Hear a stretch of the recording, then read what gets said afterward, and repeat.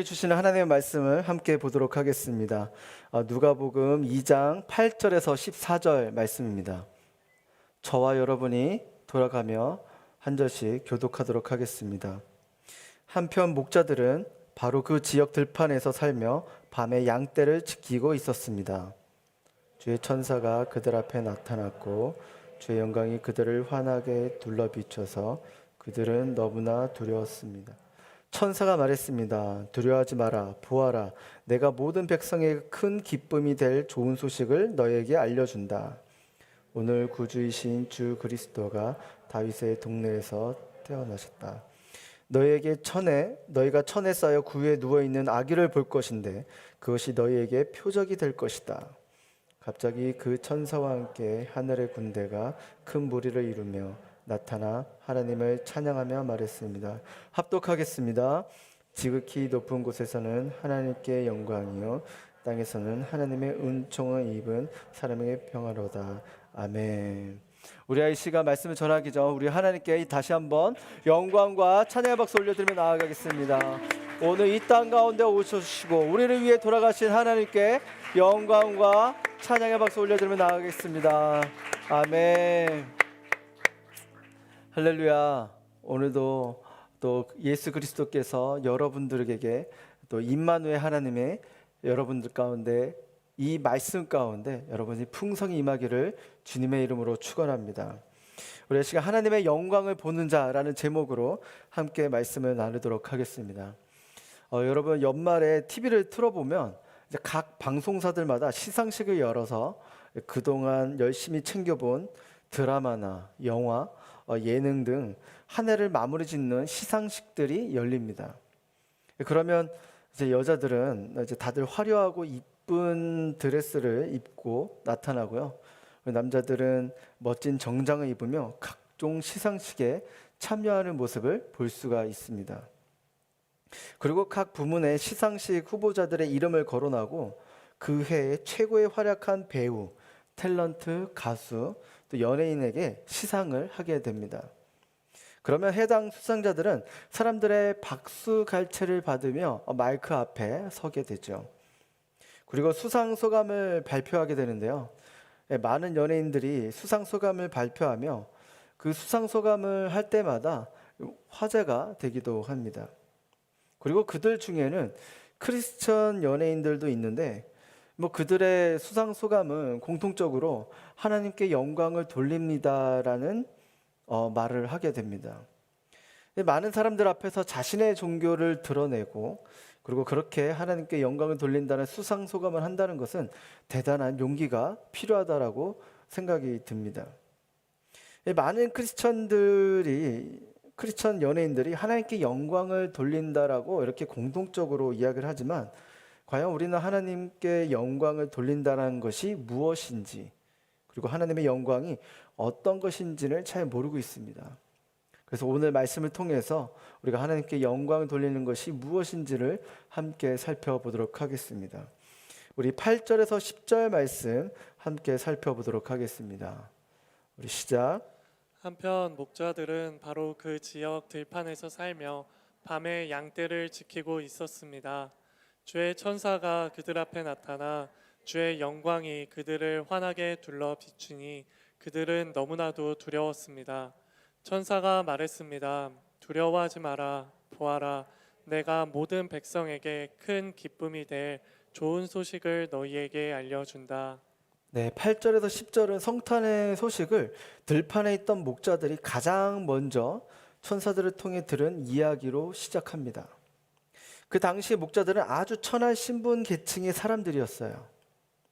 세리, 창기 등 유대 사회에서 천민 취급에 속한 자들이었습니다.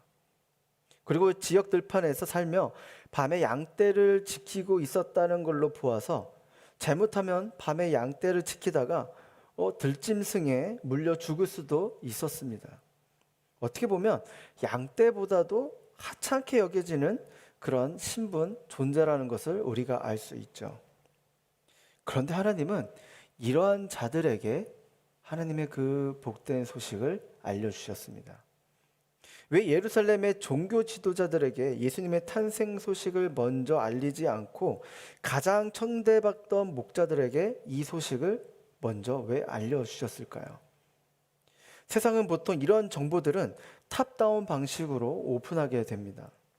예를 들어 군사 기밀이나 국가 기밀 등을 알리는 순서가 가장 헤드십에서 아래까지 오픈하게 하달되게 되는 것이죠. 이것이 보통 우리가 생각하는 순서인데 하나님의 방법은 우리가 아는 방법과 상식과 매우 달랐습니다. 천대받고 무시받던 자들, 사람들의 무관심 속에 있던 낮은 자들에게 하나님은 먼저 알려주셨습니다. 그런데 하나님은 왜 이런 낮은 자들에게 먼저 알려주셨을까요? 그 이유는 그들은 예수님을 예비하는 자들이었습니다. 어떻게 그들은 예수님을 예비했을까요? 첫 번째, 목자들은 자기 맡은 일에 열심을 가지고 임했습니다. 남들이 다 자는 한밤중에도 양떼들을 맹수로부터 돌보고 있었습니다. 여러분, 고요하고 칠흑같이 어두운 밤에는 남들이 보지 않는 시간대입니다. 하나님 외에 아무도 보지 않을 때 우리의 본 모습이 나타나는 그런 시간대인 것이죠.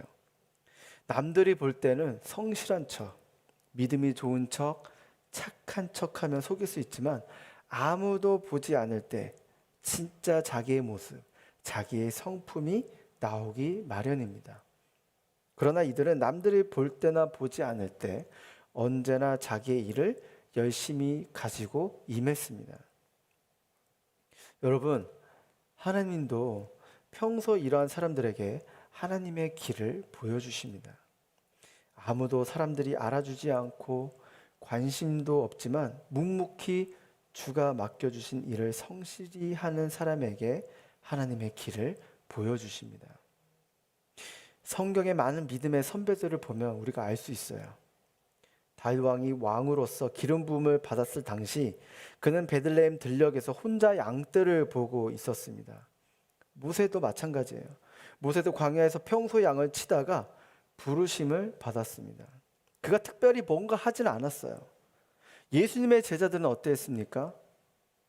그들도 평소에 그냥 물질을 하다가 예수님의 콜링을 받아 예수님의 제자가 되었습니다. 비록 남들 눈에 띄지 않고 남들이 알아주지 않는 직장과 섬김의 자리에서 섬기고 있다고 하여도 그 맡겨진 자리에서 열심히 섬기는 자에게 하나님은 그들에게 길을 보여주십니다. 그것이 하나님을 예비하는 영적인 실력인 것입니다. 예수님께서 기름을 준비한 5 처녀의 비유에서도 신랑이 언제 올지 모르니 평소 기름을 매일같이 체크하고 기름이 부족했을 때 채워넣는 그 성실함이 있는 그룹을 말씀하셨습니다. 그렇게 하루 이틀 몇 달을 끊임없이 준비한다는 것은 그것이 성품이자 실력인 것입니다.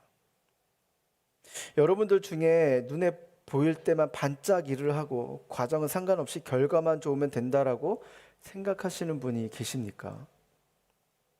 사람은 외모를 보지만 하나님은 중심을 보시는 분이십니다. 저도 리더십을 콜링할 때 이러한 성실한 분들을 부르는 경향이 있어요. 지금은 먼 나라 이야기 같지만 아울리치를 저와 함께 가게 되면 팀원들과 일주일 이상 함께 생활하기 때문에 그들의 성품이 잘 보입니다. 아울리치의 리더십으로서 섬기는 분들도 있고 그렇지 못한 분들도 있는데 제가 나중에 MC단이나 다락방자 리더십으로 콜링한 그 멤버들을 보면 아울리치 현장에서 리더십으로 섬긴 분들도 있는가 반면 리더십의 자리에 있지 않은 분들도 있습니다.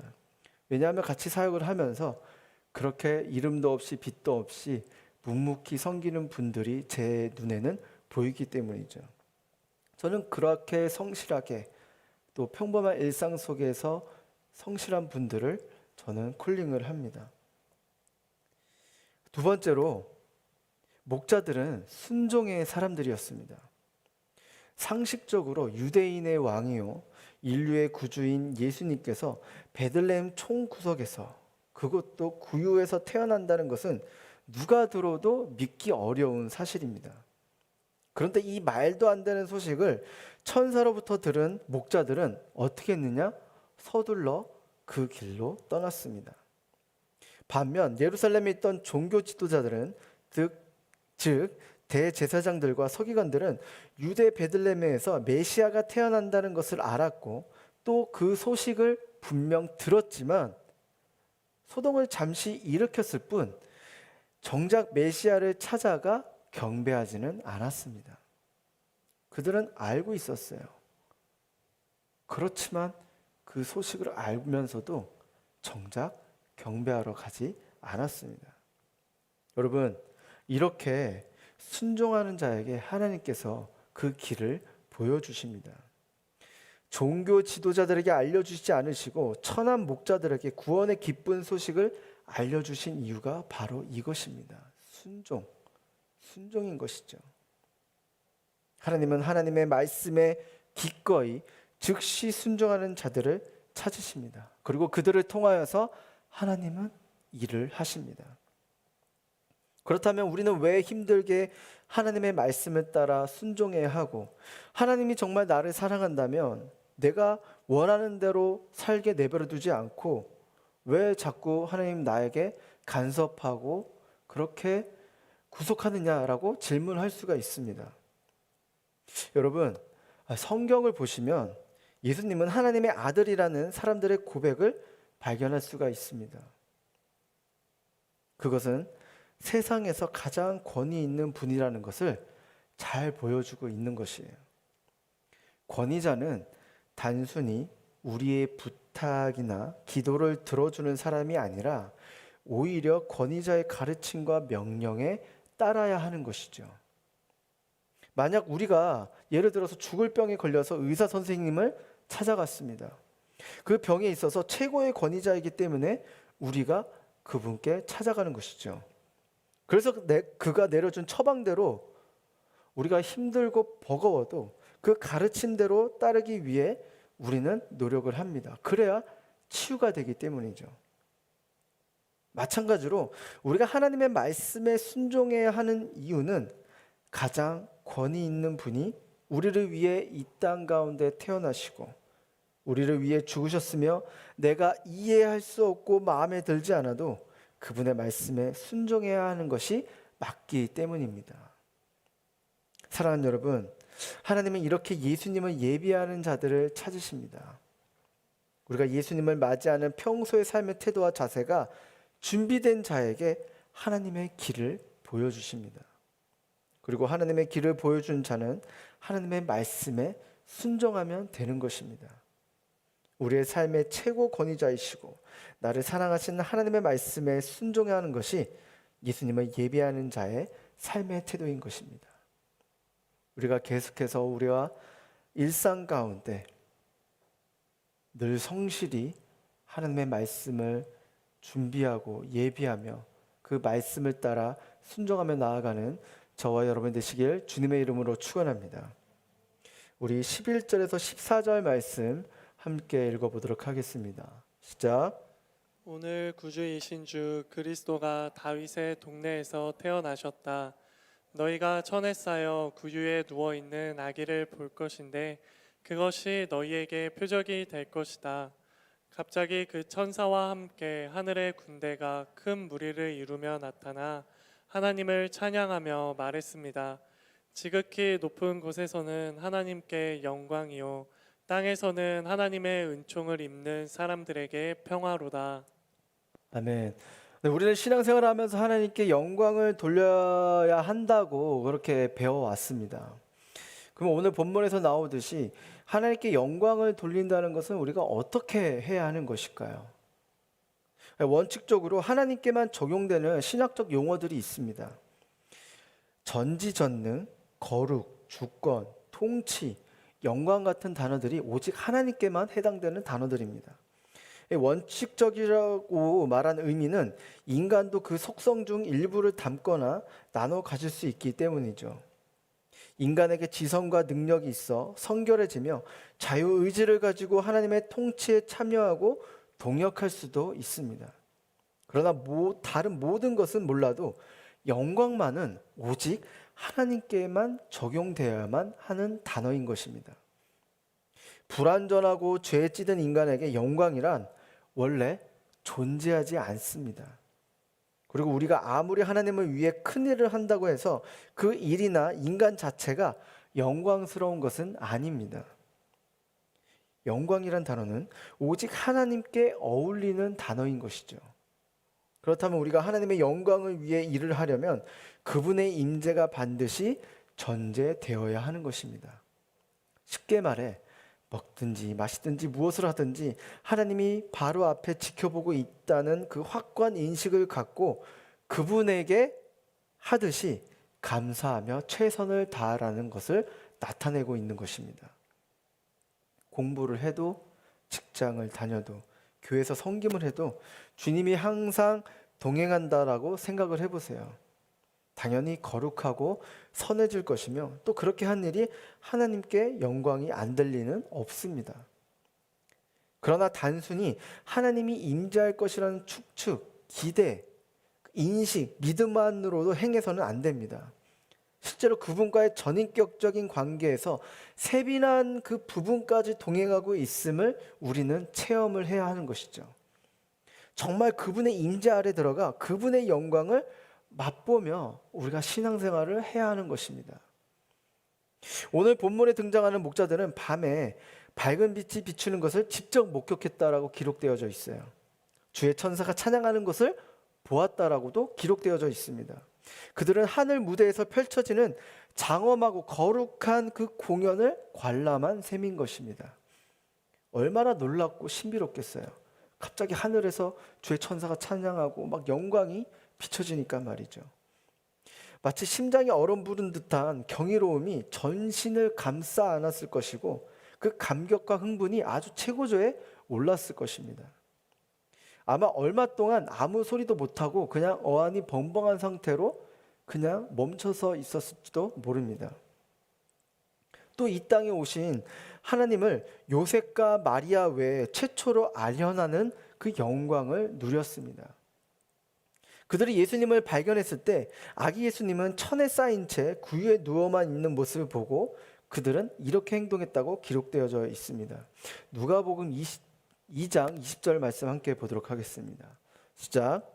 목자들은 자기들에게 이르던 바와 같이 듣고 본 그 모든 것으로 인하여 하나님께 영광을 돌리고 찬송하며 돌아가니라. 네, 그 모습을 본 목자들은 그 마구간 안에서 하나님의 임재가 충만했기 때문에 목자들은 하나님께 영광을 돌렸고 그 영광을 받기 때문에 자연스럽게 찬송을 부르며 돌아갔다라고 그렇게 기록되어져 있습니다. 여러분, 이 분명한 사실은 우리가 하나님의 임재 아래 들어가면 경이로움에 휩싸일 수밖에 없습니다. 그분의 무한하심과 절대적으로 선하심이 위대하기 때문에 자연히 그분께 감사와 찬양과 경배를 돌릴 수밖에 없는 것이죠. 최소한 두렵고 떨리는 자세로 그분 앞에 완전히 엎드려지게 되는 것입니다. 다른 말로 하나님의 영광을 위해서 일한다는 의미는 그분의 크심에 반비례해서 우리의 왜소함, 연약함, 무능함을 철두철미하게 깨닫는 것입니다. 주의 영광이 목자들을 비출 때 처음으로 보인 반응이 어떠했습니까? 크게 무서워했다라고 기록되어져 있습니다. 1차적인 이유는 유대인들은 하나님을 직접 뵈면 그 자리에서 다 죽는 것으로 알았기 때문이죠. 죄와는 결코 공존할 수 없는 하나님은 어떠한 더럽고 추한 것도 그 자리에서 완전히 태워버리는 소멸하는 불이기 때문입니다. 절대적으로 선하신 그분의 빛 앞에 서게 되면 모든 인간은 두려움 앞에 떨 수밖에 없는 존재들인 것입니다. 그래서 천사는 목자들에게 무서워하지 말라라고 안심시키고 있습니다. 나아가 죽지 않을 뿐만 아니라 큰 기쁨의 소식까지 준다라고 이야기하고 있습니다.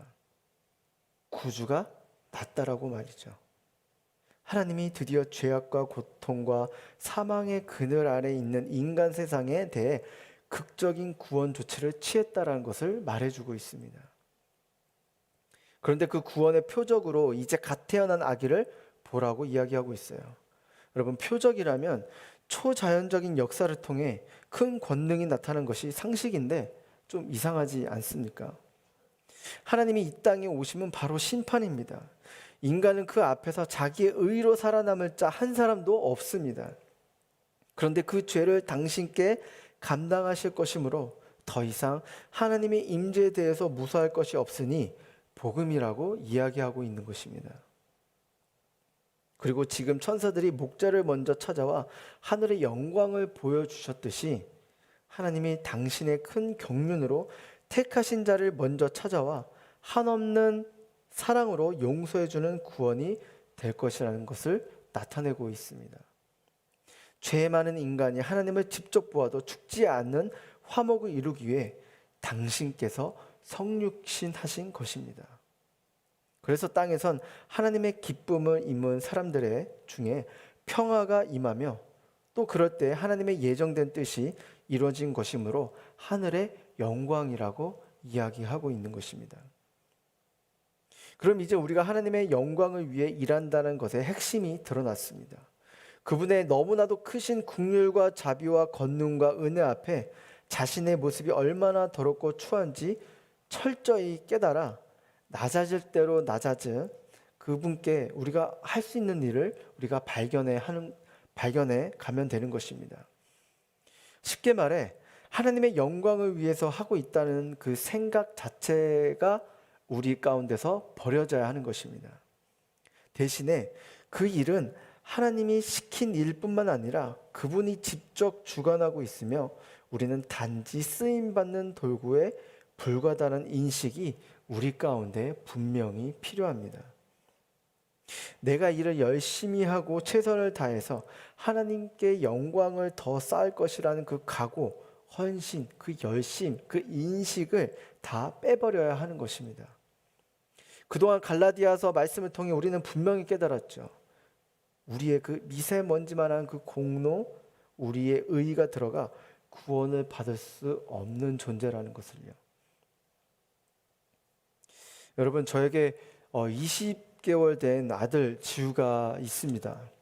저는 처음 키워보고 있기 때문에 지우를 알아가는 과정 중에 있는데요. 많은 시간을 아들과 함께 할 수 없지만 시간을 또 보내면서 확실히 우리 아들에 대해서 알아가는 몇 가지의 그 사실이 있습니다. 첫 번째는 현재 말은 못하지만 저의 말귀는 알아듣고 있다는 것입니다. 그리고 두 번째는 또래들에 비해 발육 상태가 좋아서 매우 잘 먹고 잘 배출하여서 식사비도 많이 들고 기저귀 값도 많이 들고 있는 것도 사실입니다. 그리고 마지막 세 번째는 엄마보다는 확실히 아빠를 좋아하고 있다는 것이 있습니다. 아내와 제가 함께 같이 있을 때 엄마보다도 저에게 와서 손을 붙잡고 자기가 원하는 것들을 저에게 옹알이 하면서 이야기합니다. 그럴 때마다 우리 아내를 쳐다보면서 이 내적인 그 정신적인 승리를 기쁨을 맛보면서 아내에게 미소를 보이기도 합니다. 이렇게 저를 좋아하는 지우는 제가 무엇을 하든 다 관심을 보이고 함께 무엇을 하고 싶어하는 그 마음들이 있습니다. 제가 컴퓨터로 작업할 때도 제 무릎에 올라와서 막 키보드를 두드리며 저의 일을 방해합니다. 설거지를 할 때도 제 사이와 그 싱크대 제 다리 사이로 들어와서 싱크대 위에 저의 그 화려하고 환상적인 그 손세척의 기술들을 방해를 합니다. 그리고 빨래를 갤 때도 옆에 앉아서 제가 개어 놓은 그 빨래들을 다시 손으로 집어들어서 위아래로 흔들고 이제 처음부터 다시 막 리셋 시켜 놓습니다. 이렇게 아버지 된 입장에서 아들을 보고 있노라면 참으로 사랑스럽고 귀여울 수밖에 없습니다. 분명 제가 하는 일에 대해서는 방해하고 있는 것이 맞지만 저와 동역하고 싶어하는 마음이 너무나도 사랑스럽기 때문이죠. 오늘 말씀을 준비하면서 다시금 한번 느끼게 되는 것은 제가 만약 우리 아들이 방해가 되는 존재이니 제가 하는 일에 대해서 아들을 동참시키지 않는다면, 아예 배제시킨다면 아들은 저와 아무것도 할 수 없는 존재라는 것을 다시 한번 깨닫게 되었습니다. 마찬가지로 하나님께서 하나님 스스로 할 수 있는 존재지만 아기와 같이 자라지도 못하는 우리가 하나님의 사역에 참여시켜주는 것만으로도 하나님의 영광을 맛보는 것이라는 것을 다시 한번 깨닫게 되었습니다. 사랑하는 여러분, 이와 마찬가지로 하나님의 영광은 오직 하나님께 부름받아 그저 아주 작은 일에 쓰임받고 있는 것만으로도 그게 영광이라는 것을 우리는 그것을 알고 있어야 하는 것입니다. 전지전능한 하나님께서 스스로 다 할 수 있는 분이시지만 우리를 동역자로 부르셔서 하나님의 일에 참여하게 하신 것만으로도 영광이라는 그 생각이 절대적으로 우리 가운데 필요한 것입니다. 여러분, 우리 스스로는 아무것도 할 수 없습니다. 오히려 우리가 그 일을 망칠 수 있지만 그런데도 불구하고 하나님은 우리를 불러주셨습니다. 그것이 하나님의 영광인 것입니다. 우리가 신앙생활을 하면서 주를 위해서 섬긴다라고 말을 합니다. 주를 위해서 리더십으로 섬기고 주를 위해서 가정과 직장에서 나의 삶을 열심히 살겠다라고 말합니다. 주를 위해서 또 사역팀을 섬긴다라고 이야기를 합니다. 어떤 면으로 보면 맞는 말이고 의미는 알겠지만 오늘 말씀에 비추어 근본적으로 들어가면 우리가 주를 위해서 무엇을 할 수 있는 존재가 절대로 아닙니다.